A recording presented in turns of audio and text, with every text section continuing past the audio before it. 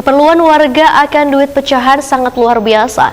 Terbukti pada Ramadan 1444 Hijriah, total penukaran duit yang dilakukan warga mencapai 2.749 miliar rupiah atau naik 1,5% dari Ramadan tahun lalu.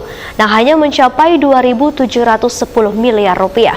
Minat warga untuk menukarkan duit dengan pecahan baru sangat tinggi selawat Ramadan hingga sebesar 98,7%, bahkan naik 1,5%.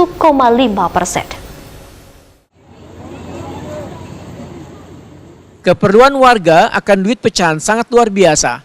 Terbukti pada Ramadan 1444 Hijriah, total penukaran duit yang dilakukan warga mencapai 2,749 miliar rupiah atau naik 1,5% dari Ramadan tahun lalu dan hanya mencapai 2,710 miliar rupiah. Hal ini disampaikan Kepala Perwakilan Bank Indonesia Kalimantan Selatan Wahyu Pratomo melalui Humas Bank Indonesia Kalimantan Selatan. Ditegaskannya, minat warga untuk menukarkan duit dengan pecahan baru sangat tinggi setelah Ramadan hingga sebesar 98,7%, bahkan naik 1,5% bila dibandingkan Ramadan tahun lalu. Menurut Wahyu Pratomo, realisasi kegiatan layanan penukaran duit pada periode Ramadan tahun 2023 juga dinaikkan pada tahun lalu. Kas keliling bersama perbankan Banjarmasin sebanyak 10 kali, kas keliling bersama perbankan Barabai sebanyak 6 kali, kas keliling perbankan Kota Baru sebanyak 6 kali. Selain itu, ada pula kas keliling susur Sungai Matapura sebanyak 2 kali, kas keliling Pasar Ramadan sebanyak 4 kali,